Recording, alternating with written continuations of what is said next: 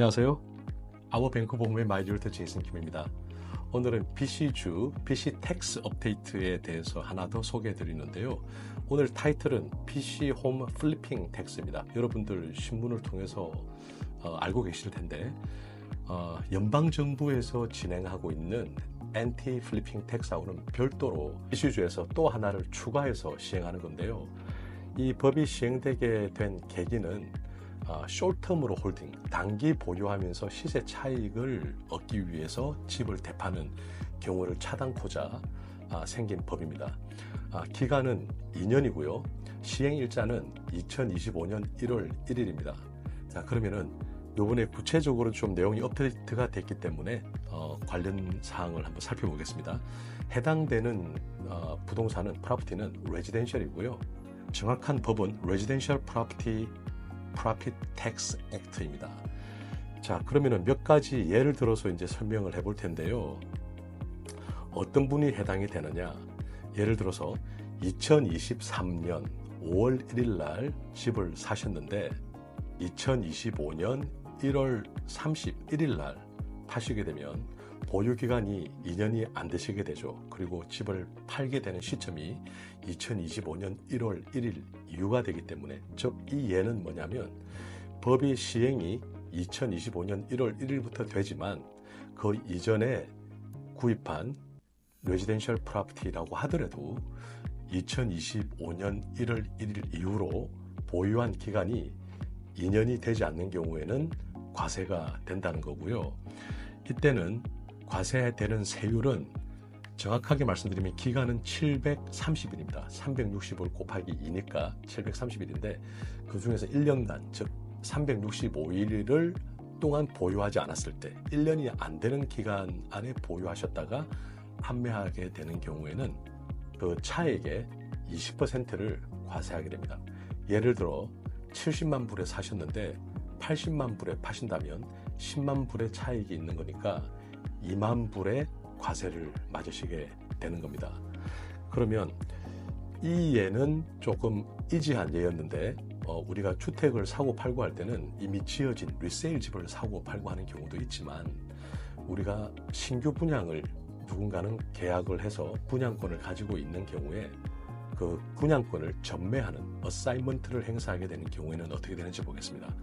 예를 들어 2023년 5월 1일에 계약을 하셨고 이분이 상당 기간이 지난, 완공이 4년이 지난다고 했을 때는 2027년 4월 30일이 완공일자인데 구입한 날짜가 2023년 5월 1일 날로부터 다시 전매를 행사하는 기간이 2년이 안 되는 경우에는 과세가 되게 되시고요. 2년이 아직 완공이 안 됐더라도 2년이 지난 다음에 어사이먼트를 행사하시게 되시면 그때는 과세 대상이 아니십니다.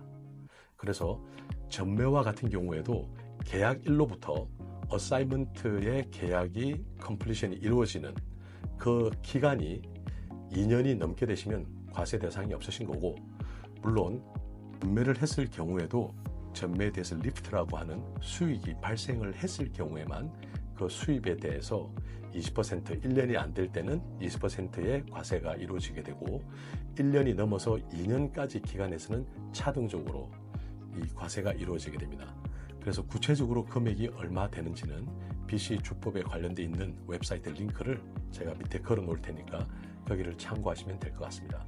이번에는 가족 간의 주택 매매가 이루어지는 경우에 대해서 살펴볼 텐데요.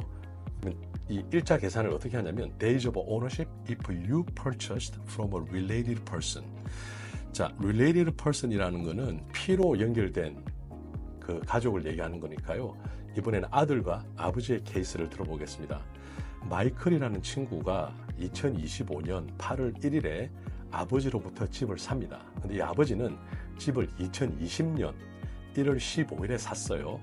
그렇다면 이 마이클은 이 집을, 아버지로 산 집은 언제 산 걸로 간주가 되냐고 하면, 실제로 아버지로부터 산 2025년 8월 1일이 아니라 아버지가 산 2020년 1월 15일이 마이클이 집을 산 걸로 이렇게 간주가 됩니다. 그래서 마이클이 이 집을 판다면 이미 기간이 넘었기 때문에 이 BC 플리핑 텍스에는 해당 사항이 없으십니다. 이번에는 두 번째로 제니퍼의 경우를 들어볼 텐데요. 제니퍼가 2025년 8월 1일 날 어머니로부터 집을 삽니다. 이 어머니는 오리지널리 2024년 1월 1일에 집을 사셨어요. 그러면은 제니퍼는 2024년, 즉 어머니가 집을 산 날, 그날이 제니퍼가 집을 산 날로 간주가 됩니다. 그런데 제니퍼가 2025년 12월 29일에 집을 팔게 된다면 이것은 730일 동안 집을 소유하지 않았기 때문에 BC 플리핑 텍스의 과세 대상이 됩니다. 그러나 제니퍼가 2025년 12월 29일 이후에 팔게 된다면 이는 해당 사항이 없는 거죠. 저희가 통상적으로 이 BC 플리핑 텍스가 나왔을 때는 가족 간의 관계라든지 이렇게 세세한 내용은 없었어요. 근데 요번에 이제 BC 법에서 상세한 내용으로 업데이트가 되었기 때문에 참고하시면 좋겠고요. 자세한 내용은 BC 법이 나와 있는 링크를 저희 유튜브 채널 밑에 달아놓겠습니다. 참고하시고 도움이 되셨으면 좋겠습니다. 영상이 도움이 되셨다면 구독, 좋아요 눌러주시면 감사하겠습니다. 또 새로운 입법이 업데이트 되는 대로 저는 또 새로운 영상으로 찾아뵙겠습니다. 이상 아우뱅크 보험의 마이리얼터 제이슨 킴이었습니다. 시청해 주셔서 감사합니다.